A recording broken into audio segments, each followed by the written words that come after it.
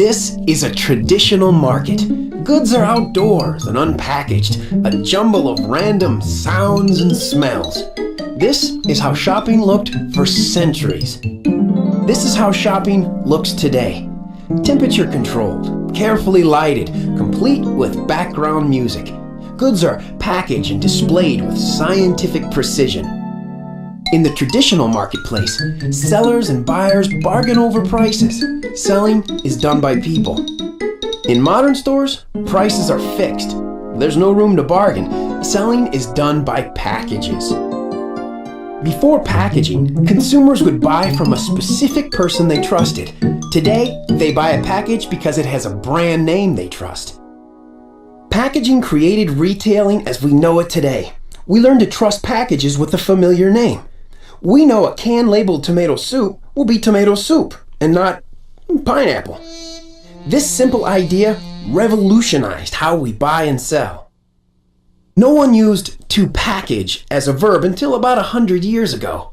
Packing came first. Packing is designed to protect during transport, but packaging is designed to sell without a salesperson. So, is an eggshell a package? It certainly protects the fragile contents of the egg, but packaging has 4 tasks: to contain, protect, identify, and sell. An eggshell is one of nature's most perfect containers, but it's not a package. A shell makes all eggs look alike. A package makes a product stand out from the crowd. The eggshell does not sell the egg, and a package is designed to sell. So an eggshell is a container, but not a package. Every package is a container, but not every container is a package. This bag of groceries illustrates that packaging is so everywhere we hardly notice it. As recently as 1920, few grocery store purchases were packaged. Back then, sugar was scooped into bags in the grocery store. Only 10% of household sugar was packaged. Self-service grocery stores began during World War I. So many men were in the army that large grocery stores turned to self-service almost out of necessity.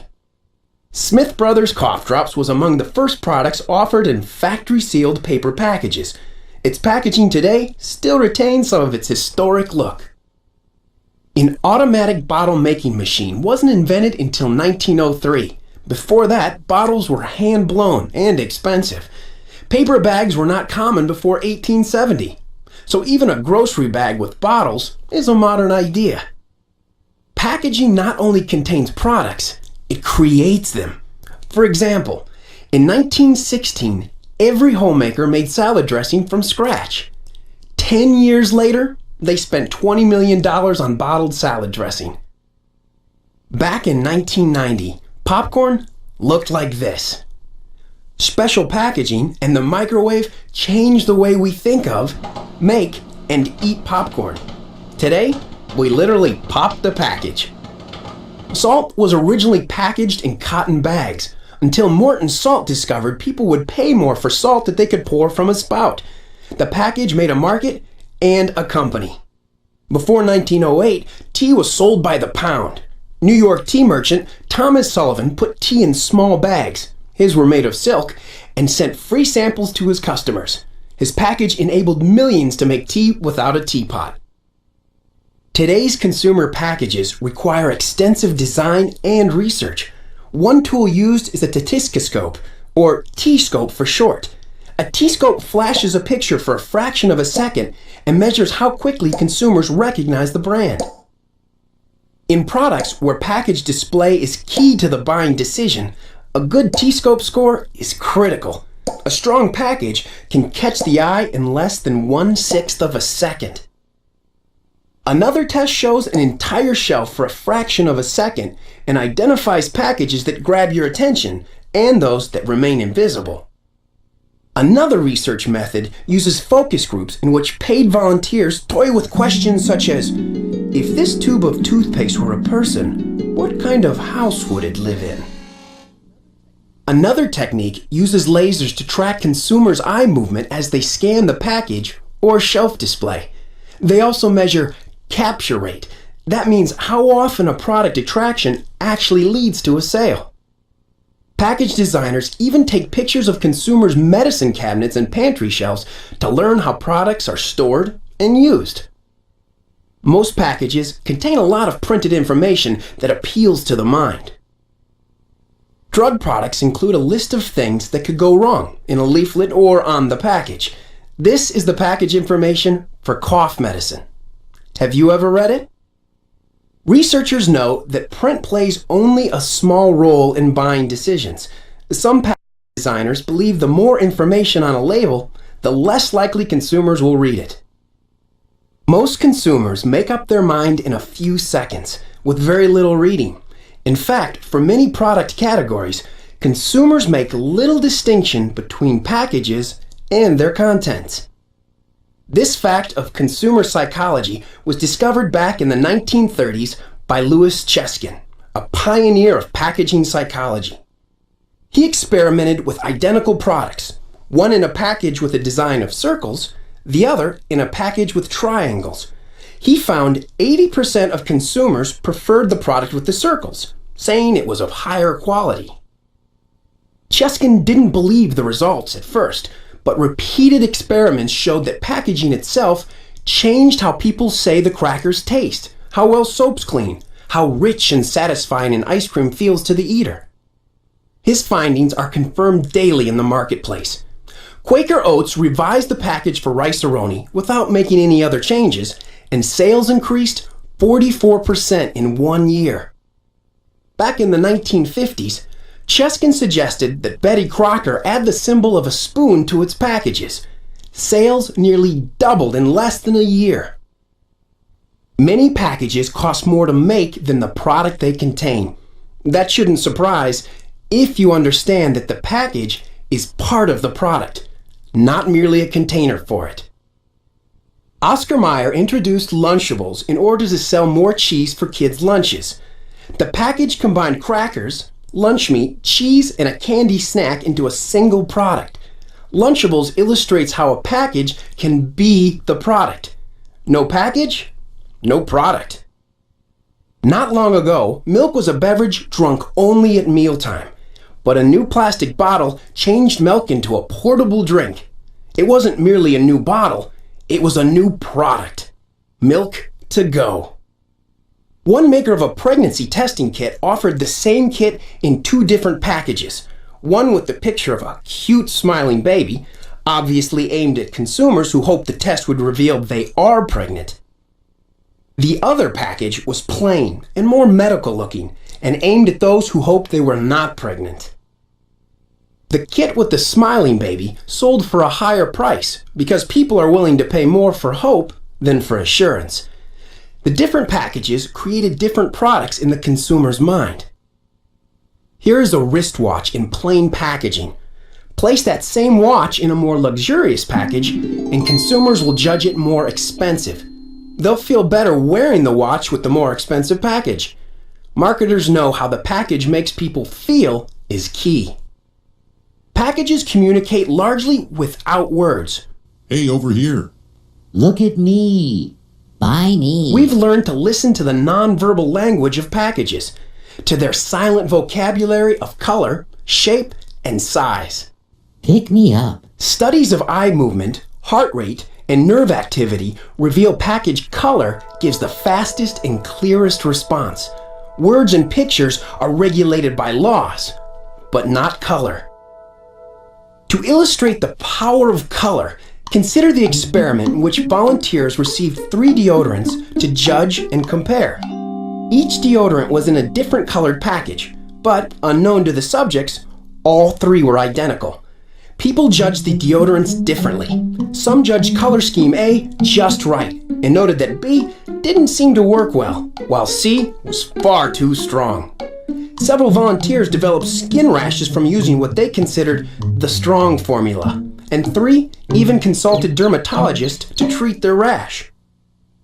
Within a product category, brands feature home colors, so consumers can tell them apart from a distance. It's almost like the home team and visitors at a high school football game. The technique is called color blocking. In the soup category, Campbell has its red and white section, while Healthy Choice has its green and white section. Both stand out clearly, even from a distance. If there's a third team, it will need distinctive uniforms so as not to confuse hurried shoppers. In soup, Progresso brand is the blue team. In the coffee section, you find the blue team and the red team. Even cake mixes have Duncan Hines in the red and Betty Crocker facing off in the blue. Even in books, don't forget that covers are packages. Packaging allows you to choose yellow if you're a dummy or orange if you're an idiot. Take your choice. One brand of oil sports yellow while the other contrasts nicely in bright green. Here, Kraft rules the section with its home team dark blue color. Color clues also lead us to the right type of product. Consider the soft drink section. Red is most likely a cola. Green, ginger ale. Yellow is tonic water. And blue is seltzer water. These are not laws of color, but just try marketing ginger ale with a red label. So a store brand cola might use both Coca-Cola's red and Pepsi's blue to suggest it too is just like the big guys. Colors often flock together. Blue seems to be required for marketers of bottled water. Items for kids are often packaged in primary colors, even though adults usually do the buying. The primary colors are a kid signal. Today, the color black is a symbol of quality. Consumers have learned to associate black with more expensive products. For foods, we expect the package color to relate to the food inside. So you won't find baked beans in a pink can, but you will find rich, dark colors on coffee packages. You won't find diapers wrapped in brown. Pleasant colors rule here. You will find flavored soft drinks in colors that suggest their fruit flavor. Putting Orange Crush in a green can would only confuse shoppers. Yellow is a real attention getter and is considered a happy color. Yellow is a common supermarket color on everything from Cheerios to sugar to crackers and mayonnaise. Years ago, green was seldom used for foods. Today, it signifies healthy or reduced calorie food. Green is a signal for health claims. Sometimes the product color itself is packaging. In the 1950s, Tide detergent, a white powder, ruled the market. Marketers knew a competing brand had to look different to succeed, so they gave Cheer a blue color, not only in the package, but in the product itself. Cheer's Blue Flakes gave it instant identity. Shape is also part of the language of packages. Consider how many items you can identify by shape alone. You know this is a candy bar, and this package holds ice cream, not dishwashing soap. You know aspirin will look something like this, and this bag is probably flour or sugar. You even know some brands by shape alone. The contoured Coca-Cola bottle was created in 1915 and remains today one of the world's most recognized packages. Its shape is even used on cans and other packaging. Just as a product's color can be a part of its packaging, so can its shape. How many kids would eat these simple cookies if they were not shaped like circus animals? The shape is both package and product. Size also affects how consumers judge a product, especially in a society where getting the most for your money is nearly a religion. What does laundry detergent have in common with cough syrup? Both are shaped by packaging. Consider cough syrup. The active ingredient is only a small part of the liquid contents. That means this much of the bottle might be the actual medicine. The rest is filler. Packaging. Marketers know that changing color or flavor will cause people to report a change in how well the cough syrup works, just like the findings of Louis Cheskin. Move to a supermarket laundry section 10 years ago. These boxes also contain fragrances and fillers in addition to detergent. A much smaller box could hold the detergent, but a large box sent the message of a lot of cleaning power for the dollar. As detergent makers responded to environmental pressures, boxes became smaller. Makers removed some of the filler and announced, now reformulated for greater cleaning power. The real change was packaging. Large boxes rule the shelves in breakfast cereals as well. The grain content of most boxes could easily fit in a box of half or a third the size. The actual food in many frozen meals could be held by a box the size of a paperback, but consumers would not accept a box that small holding something called a meal. The size of a package is part packing and part marketing. Packaging means more than containers. The store itself is a package, carefully designed to encourage buying. Some stores are part of a retail package called a shopping center. Think of a shopping center as a package for a store. Some packages you carry with you, others you walk into, like a restaurant. We're at Les Maisons, the world-famous restaurant.